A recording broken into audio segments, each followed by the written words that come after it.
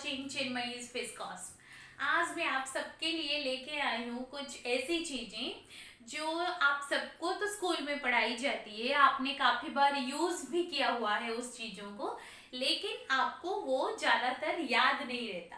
जब भी ज़रूरत होती है, कुछ प्रॉब्लम सॉल्व करना होता है, कुछ इंट्रांस में बैठे हुए होते हैं, किसी कॉम्पिटिटिव एग्जामिनेशन के एग्ज़ाम में बैठे हुए होते हैं, तो तभी याद आता है कि क्यों मैंने इसके बारे में एक बार थोड़ा सा उसे याद कर नहीं लिया, क्यों मैंने इसको एक बार देख नहीं लिया, और अपने ऊपर ही गुस्सा आ जाता है कि ये इतना सिंपल सा चीज है लेकिन मुझे याद क्यों नहीं है, क्यों मुझे ये सब कुछ आता है ये समझ के मैंने इसे छोड़ दिया। ये बार काफी बच्चों के साथ ही होती है, तो कोई बात नहीं, इसे हम लोग आज फिर से डिस्कस कर लेंगे, ठीक है।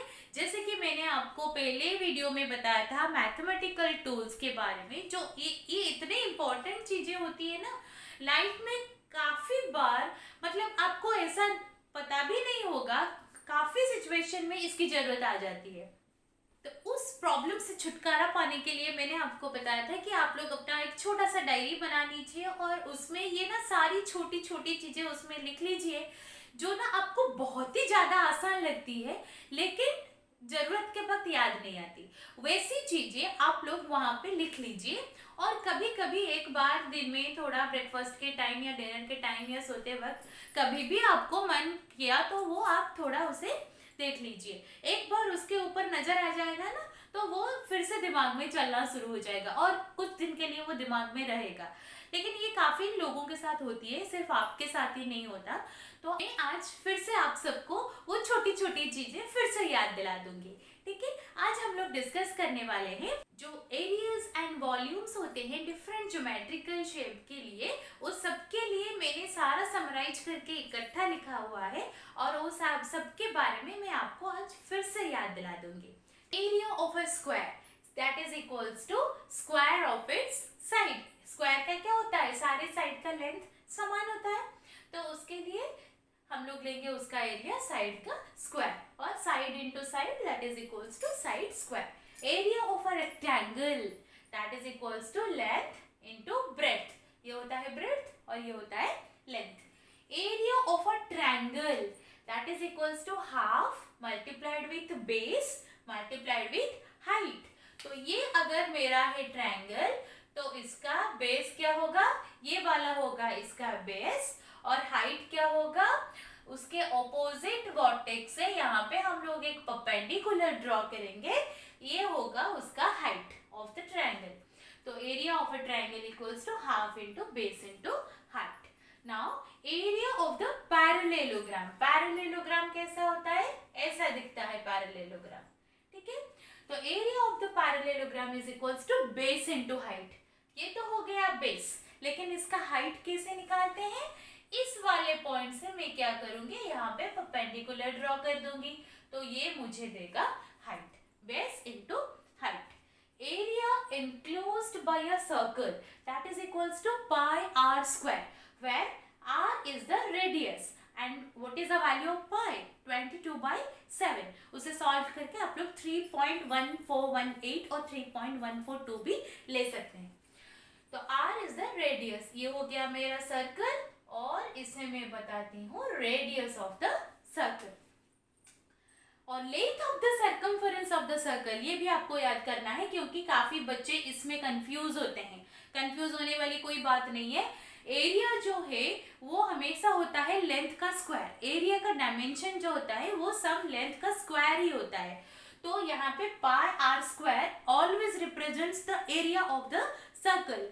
काफी बच्चे 2 पाई आर को भी कभी कभी एरिया बताते हैं, लेकिन 2 pi R that represents only the length part, it is the length of the circumference of the circle, remember। now surface area of a sphere, sphere का surface area होता है 4 pi r square, sphere मतलब एक football जैसा, ठीक है। area of curved surface of cylinder equals to 2 pi r l, curved surface of a cylinder। ये marker जो है ये एक सिलेंडर है, उसका कर्व्ड सरफेस है ये वाला सरफेस, इसका एरिया मैं निकाल रही हूँ वो है 2 पाई आर एल। इसमें आर है radius of the cylinder, L है लेंथ ऑफ द सिलेंडर। ये सपोज मेरा सिलेंडर हुआ, तो जो कर्व्ड सरफेस है, ये वाला सरफेस जो है वो है कर्व्ड सरफेस, और radius of the cylinder is this one and length of the cylinder is this one, और हाइट 2 पाई आर एच भी लिखा जाता है इसे, ठीक है। Now total surface area of right circular cylinder, ये होता है मेरा सिलेंडर, ऐसा दिखता है। इसमें दो सर्कुलर सरफेसेस होते हैं और एक कर्व्ड सरफेस होता है। ये जो सर्कुलर सरफेस है इसकी एरिया है पाई आर स्क्वायर, नीचे का सर्कुलर सरफेस है उसका एरिया है पाई आर स्क्वायर। तो ये पाई आर स्क्वायर, तो मैंने लिख लिया 2 इंटू पाई आर स्क्वायर। मुझे टोटल सरफेस एरिया निकालना है, तो ये दोनों पार्ट हो गए। अभी ये जो कर्व्ड सरफेस है उसका एरिया है 2 पाई आर एल, तो मेरे पास है 2 pi R into R plus L. यहाँ पे आर क्या है, इतना radius of the cylinder, and ये है L, length of the cylinder, ठीक है। Next area of the trapezium. Trapezium कैसे दिखता है, ऐसे दिखता है बेसिकली ट्रेपेजियम, ठीक है। तो trapezium is equals, area of the trapezium is equals to half into sum of parallel sides, मतलब ये वाला साइड और ये वाला साइड, इन दोनों का लेंथ का सम लेना है यहाँ पे, into distance between the parallel sides. Distance between the parallel sides मतलब ये वाला परपेंडिकुलर मुझे यहाँ पे मेजर करके लेना है, तो इन दोनों का सम करना है विथ दिस परपेंडिकुलर डिस्टेंस, इसे मल्टीप्लाई करना है। तो ये हो गया मेरा area of the trapezium. Next आ रहा है area of the rhombus, that is equals to half into product of the length of the two diagonals। देखिए रोम्बस कैसा है, ऐसा दिखता है। इसके जो 4 साइड्स होते हैं, चारों साइड का लेंथ इक्वल होता है, तो इसका एरिया निकालने के लिए मुझे क्या करना होगा, product of length of the two diagonals. ये है एक डायगोनल, ये है एक डायगोनल, इन दोनों के लेंथ निकाल के मुझे उसको मल्टीप्लाई करना है और उसे 2 से डिवाइड करना है। That will give me the area of rhombus. Then total surface area of cone, that will be equals to pi r square plus pi r n। कैसे होता है, कोन कुछ इस तरीके का दिखता है, देखिए ये होता है कोन, ठीक है। इसका जो रेडियस है वो ऐसे होता है, यहाँ पे है r, ये हो गया रेडियस। ये जो होता है इसको बोलते हैं हाइट ऑफ द कोन, इसे बताते हैं h। Then what is L here? L is known as the slant height। This length is known as L. This is the slant height।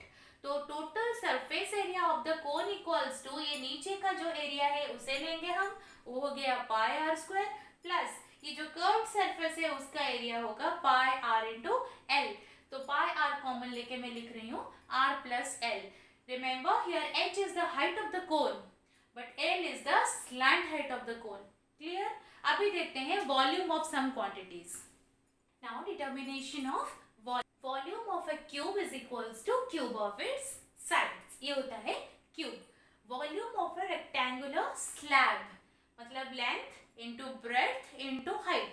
यहाँ पे भी side into side into side, लेकिन इसके सारे sides same होते हैं, इसीलिए cube of the sides। यहाँ पे हम लोग लेंथ ब्रेड्थ और हाइट अलग अलग होता है, तो length into breadth into height. अगर ये वाला हो गया लेंथ, ये वाला हो गया ब्रेड्थ, तो ये होगा मेरा हाइट, ठीक है। तो volume of a sphere is equals to 4/3 pi R cube, where r is the radius of the sphere। Volume of a cylinder is equals to pi r square l। Pi R square किसका area होता है, ये वाला area, area into length क्या हो गया, volume हो गया। तो pi R square into L, R is the radius of the cylinder, L is the length of the cylinder और हाइट ऑफ द सिलेंडर। उसमें एच भी लिखा जाता है, पाई आर स्क्वायर एच भी लिखा जाता है। Volume of a cone is equals to 1/3 pi R square H. इसमें आर है रेडियस, एच है हाइट। जब हमने एरिया निकाला था, टोटल सरफेस एरिया, वहां पे हमने स्लैंट हाइट लिया था, ये वाला लिया था, लेकिन हम लोग अभी वॉल्यूम निकाल रहे हैं। वॉल्यूम में हम लोग लेंगे height of the cone, that is multiplied with the radius square. तो 1/3 पाई आर स्क्वायर एच, ठीक है। तो अभी एरिया और वॉल्यूम के बारे में इतना ही डिस्कशन काफी है। आगे हम लोग मिलेंगे कुछ नए टूल्स के साथ, तब तक नमस्ते।